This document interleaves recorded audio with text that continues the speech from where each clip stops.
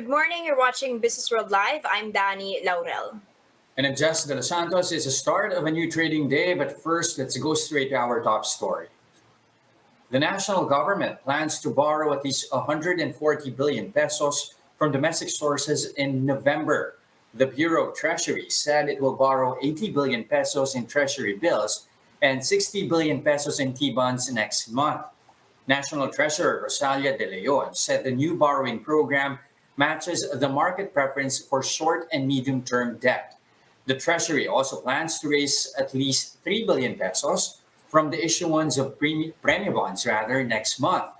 The government is ramping up borrowings to plug the budget deficit amid weak revenues and higher spending due to the pandemic. The government expects the gap to widen to 9.6% of the GDP, equivalent to 1.82 trillion pesos. Meanwhile, Finance Chief Sonny Dominguez is urging local government units to ramp up their borrowing capacity to fund programs for economic recovery.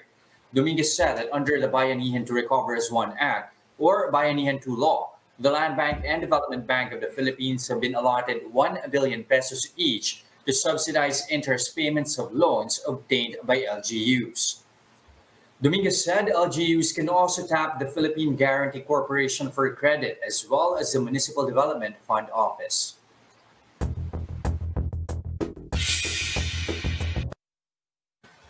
All right, now let's zoom out for a bit and just digest what's going on in the COVID-19 situation globally. It's just never ending, isn't it? Exactly. So just when we thought, we were out of the woods and life was getting back to normal, we have been seeing in the past week a resurgence of cases worldwide. I mean, the bright spot here is the Philippines. We've stayed below at least 3,000 levels. We were even hitting levels at around 1,000 new cases per day, towards that end. But you can see that still has not necessarily flattened out, especially when you look at the net changes in worldwide cases. So there were still 480,000 new cases yesterday in one day worldwide. So a lot of concern, and that has been what has been hitting global markets. You can see that there was a huge sell-off over in Wall Street on the back of all of these, jitters here. The Dow Jones down by 3.4%, S&P 500 the biggest drop you've seen since the month of June, and the Nasdaq as well. So a lot of shares stumbling, not just in the United States, but also over in Europe. You've actually got Germany and France imposing stricter lockdowns. Italy, Spain, the UK all reported record case numbers on Wednesday. So Wednesday seems to be a major record for coronavirus infections. As the MSCI Global Equities gauge, which was already recovering more than 6% since that low in March, was already down by almost 5% in 1 week. Another thing that's also hitting the sentiment here is the U.S. elections coming up on November 3, and still lawmakers not agreeing on a stimulus or aid package for the U.S. recovery. So a lot of things going on, particularly also if I take a step back and look at Asia Pacific, China is going to have more than close to 1,000 firms reporting earnings this Thursday. And just interestingly, you're going to be seeing the Chinese markets here bucking that sell-off that we're seeing in the open of Asia. You can see Shanghai up by 0.5%, Shenzhen up by 0.7%.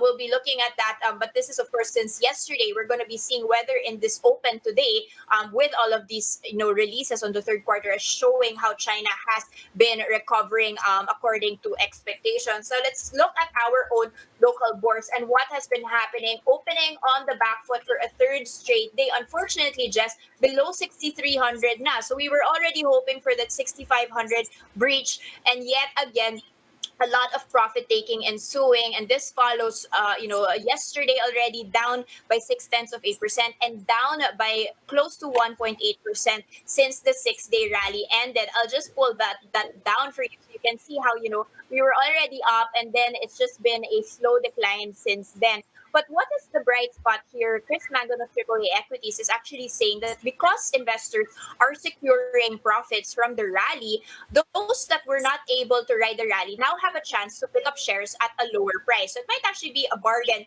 to some. The bad news is, however, that after seeing foreigners finally net buying into the markets, there's already been a return to selling. So after 5 straight days of buying, we actually saw net outflows on Wednesday. I'll pull that chart out for you. And what is Mr. Chris Mangon saying? As more quarter three earnings are coming in, investors are realizing that the numbers are actually not as bad as what was expected. So that's good news here, at least for the first few earnings that we've been reporting. He said not as bad. It actually shows that possibly with more mobility and business restrictions, economic activity will continue to be picking up. Now, I just want to see here and whether, which ones are moving this morning in the open, especially after we had reported several earnings yesterday. I just wanted to take a quick peek at how Pure Gold is performing at the open, but you're going to be seeing a sea of red here. Pure Gold down by 0.8% in the first 6 minutes of trade. That's after they had posted 4% lower earnings in the third quarter. On a 9-month basis, however, the net income rose 11% to 5.05 billion. So what is happening? This, according to Phil Stocks, the slowdown of revenue in Pure Gold is because of actually better consumer sentiment. So he's saying because people are less worried, there's no more panic buying. Sorry, Jess, I can hear a bit of an echo on my front. Okay, so basically, there's no more panic buying, and consumers are no longer stocking goods in their homes as much as they did during the strict lockdown, and that is actually what's pulling the profits of Pure Gold in the third quarter. However, Miss Alviar of Phil Stocks is saying that that might likely pick up in the last quarter of the year. Recall that the last quarter of the year is the holiday spending, and of course, amid the continuous reopening of the economy, Jess.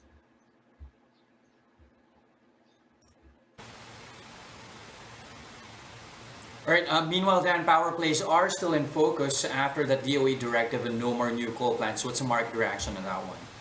All right, so power play is still in huge focus here. So first of all, you've got San Miguel planning to scrap the coal power plants after that government ban. So Phil Starr had actually reached out to Ramon Ang after all of this news, and he messaged, and I'm quoting this, "No problem, we always follow the rules." He did not elaborate, but nevertheless has said that they are now going to be switching to LNG. That's of course liquefied natural gas. And that's very interesting because he claims that the first 850 megawatts of LNG plants of SMC will actually be up and running in the next 24 months or by 2022. They're also planning to be constructing an LNG receiving terminal for imports. Now, that's a very important pivot for SMC, especially since they were actually, planning to bid a lot of or build coal-fired power plants with as much as more than 3,600 megawatts. So that was actually 37% dapat of the more than 9,800 megawatt coal projects that were being explored. It was not yet submitted to the government, but they had big plans on coal, and now they have said, they will be following the government directive. SMC shares, however, down by 0.2% yesterday. Let's move on over to AP. So this is Aboitiz Power. Again, one of our biggest power plays here in the country, but they have said that the government's coal moratorium will actually not affect the company's plans. Now, recall that they said that their power strategy, at least for the next 10 years, is centered upon clean energy anyway, and they were planning to grow their, renewables portfolio under Clean Energy brand. And they said they're committed to achieving the mix of more than or almost at least 50-50 clean energy and thermal by 2020. Aboitiz Power also joining that sell-off that's down by 1.5%, was one of the worst hit in yesterday's trade amid all of this news. Let's take a look at AC Energy, and that is of course the Ayala arm let's try to look for that. AC Energy, they've actually changed the ticker several times, right? But that's actually the Ayala arm, which had actually bought FINMA earlier on, and FINMA has a lot of thermal plants as well, so a lot of renewable energy for ACF, and they said they are fully supportive of the government's directive. That's according to CEO Eric Francia. He calls it a bold and progressive policy. AC Energy is fully supportive of the direction. They had previously announced plans to fully offload coal investments by 2030. AC Energy, however, down by more than 1%. But the bright spot here is, of course, FGen. That had been touching a 5-year high amid all of this news, and that seems to be paring back a touch, especially after that 10% high. It rose as much as 12%. It does seem to be the worst performer in the index this morning. That's down by 1.8%. So let's see whether we can check on these stocks if we have time later on in the broadcast, Jess. But for now, you do have some updates to the Anti-Money Laundering Act and how that might actually be quite stringent for some property players. What's going on in that front?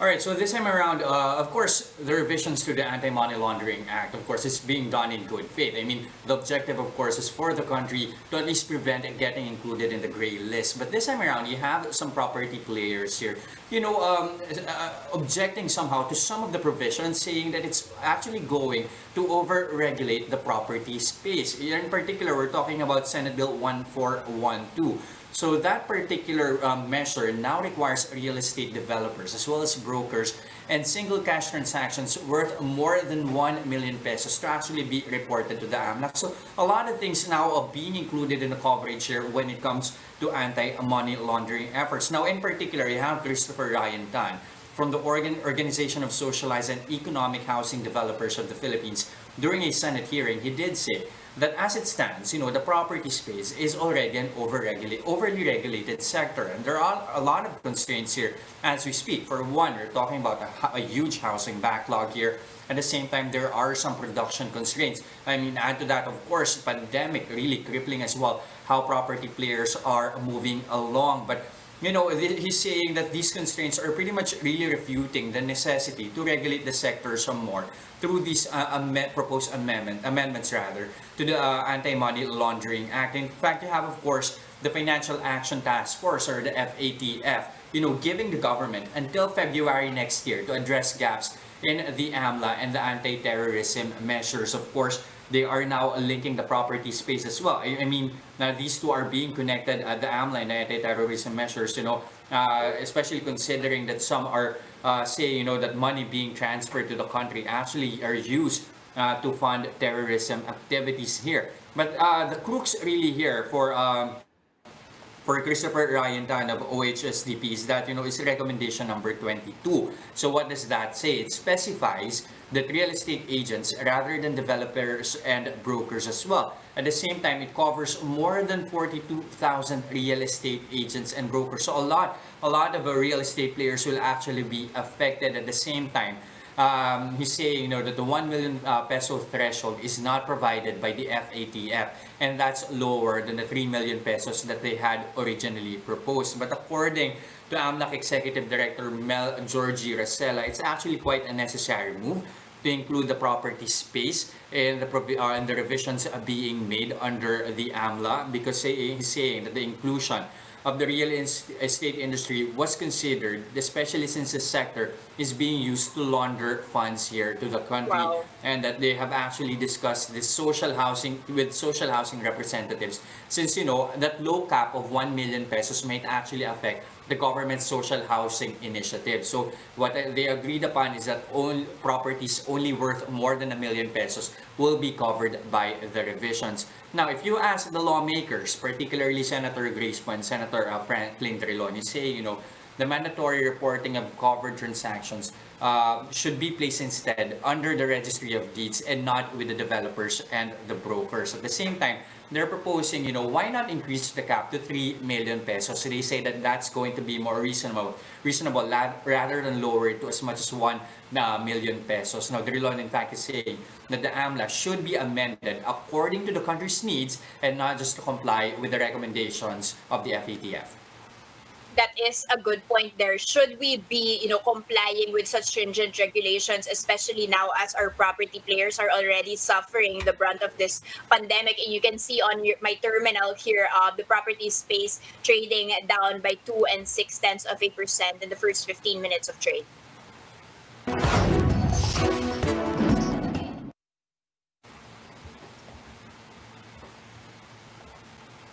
Okay, here are the other headlines we're keeping our eyes on. It's not just the Philippines' COVID-19 response needs that the World Bank is funding. The multilateral has approved a 4 billion peso loan to modernize a Bureau of Customs. The World Bank said the loan will be used to automate the agency's processes and lower trade costs. It's expected to benefit traders, port operators, shipping companies, and transport providers. The loan is expected to fund a new customs processing system that will be at par with global standards. The World Bank noted that a container in the country takes an average of 120 hours or 5 days to pass customs and other inspections, which is way longer compared to regional peers like in Vietnam, Thailand, or Malaysia. Now moving on to other stories. No lump sum appropriations in the 2021 budget. This is what Senate President Tito Sotto vowed on Wednesday after the lower house transmitted the budget bill to the upper chamber. Soto said Senate leaders will zero in on the allocation for the DPWH, which had already been flagged for supposed illegal insertions by Senator Panfilo Lacson. The Senate is also expected to tackle so-called uniform distribution of funds to 42 districts in the country and the budget cuts for national road projects. The upper chamber will likely introduce the Senate version of the budget by November 10, while interpellations may take place the week after. The Senate hopes to conduct the period of amendments by November 24 and hopefully convene in a bicameral session with the House by December 8, with the hopes of having the budget bill signed by the President before the holidays. The Agriculture Department has agreed to increase the shipments of live hogs and pork products from Visayas and Mindanao to Luzon. This to bring down increasing pork prices in Metro Manila and other parts of Luzon caused by the supply shortage due to the ASF. Now, in Metro Manila alone, the dwindling supply has prompted the DA to raise SRPs of various cuts of pork sold in both wet markets and supermarkets. To address this, Agriculture Chief William Dar told hog producers that increased weekly shipments to Luzon will involve 27 to 30,000 animals. As of today, the SRP for pork shoulder or kasim has been raised from 230 pesos to 260 pesos per kilogram. The suggested retail price for liempo was meanwhile set at 280 pesos per kilogram. That's from the previous 250 pesos.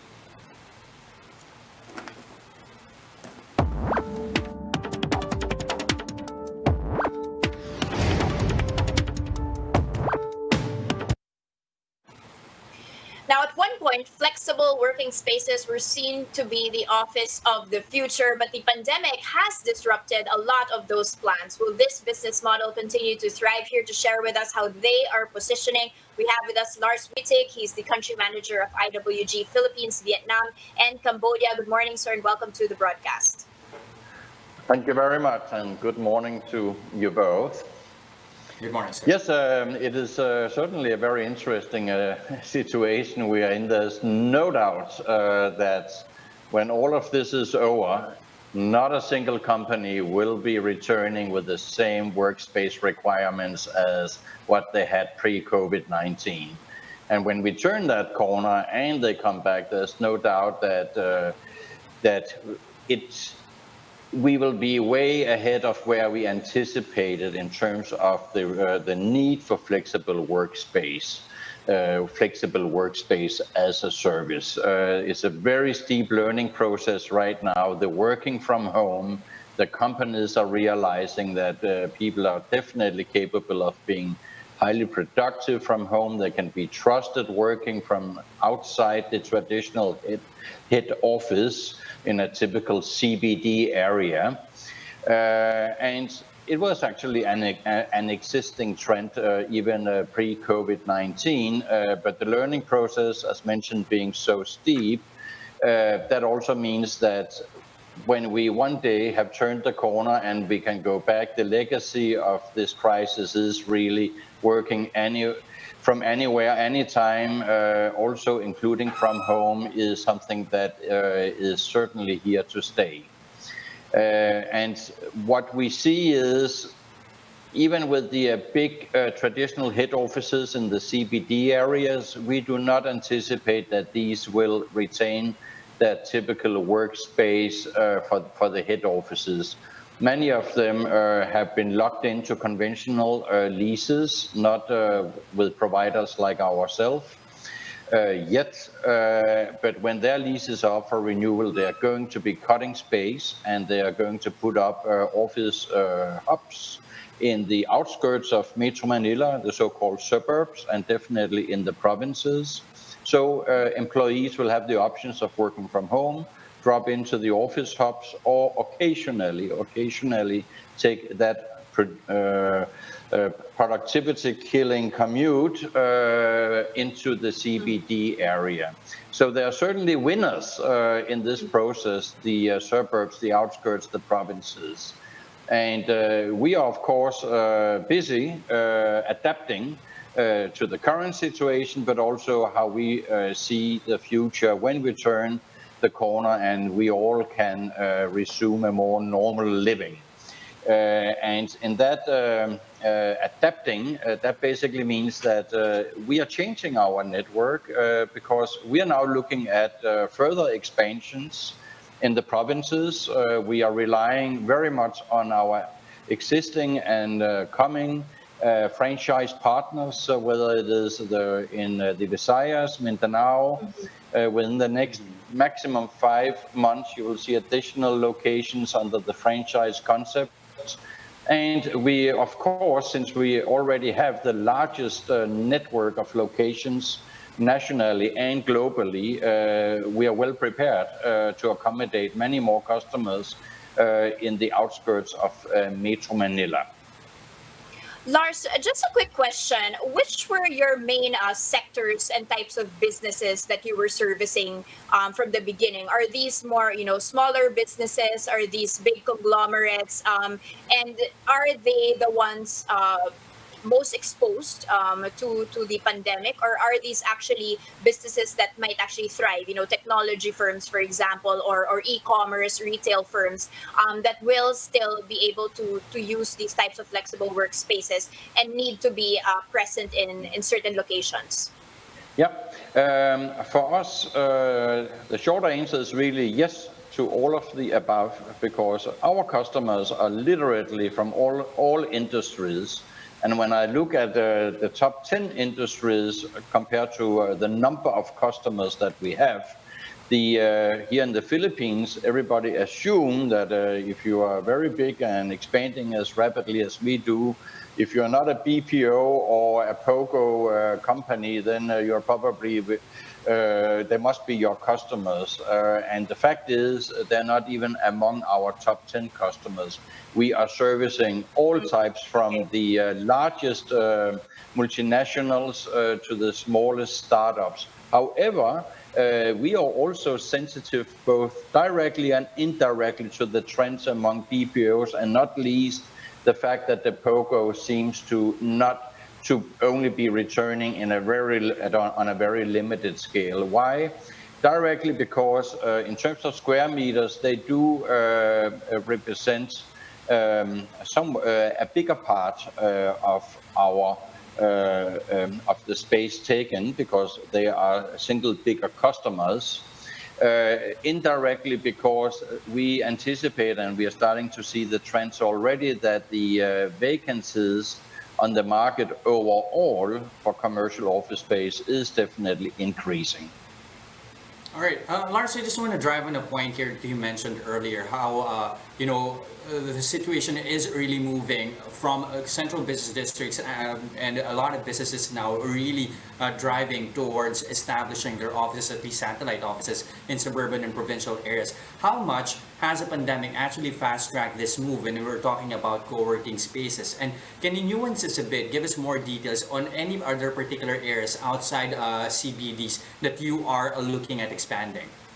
Okay, let's start with some pretty cool numbers that we were all advocating pre-COVID-19, and that was that by year 2030, it was anticipated that about 30% of all commercial office space globally, but also very much in the Philippines, would one way or the other be flexible. Those 30% we are going to reach definitely. We're just not going to have to wait till year 2030. It's going to happen sooner. When we're looking at outside Metro Manila and expansions and demand, etc., and by the way, we are still welcoming more than 100 new additional customers every single month. This month, last month, the month before. So amid COVID-19, things are absolutely moving, but they are changing. There's more replacing, replenishment going on. It is certainly a time of change. Now, your question was, where do we see it happening outside Metro Manila? I would say an obvious starter is actually Clark. Why? Obviously it's outside Metro Manila. Secondly, you can actually drive there from Metro Manila. And a lot of us are sitting in Metro Manila looking for somewhere to expand, to move to outside. And domestic flying is still very much restricted. So that's an obvious starter. But we already see the demand, everything happening. The most obvious ground zeros outside Metro Manila, there would of course be Cebu and Davao. But with Cebu, I would like to say the entire province, including Lapu-Lapu. I would also like to add Bacolod, Iloilo, and in Mindanao, definitely more expansion within Davao City.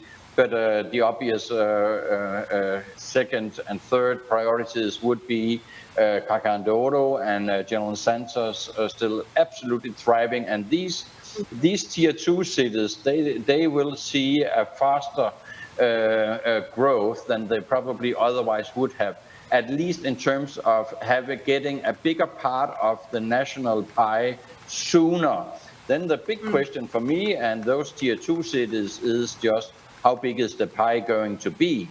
But that's another story or another discussion. Yeah, I'm actually gonna jump off on that point and play, devil's advocate here, because you guys had such a great proposal for a niche market wherein property prices were soaring through the roof, and small companies in particular could not afford to have, these big floors, and they needed these solutions, these flexible workspaces in the best areas.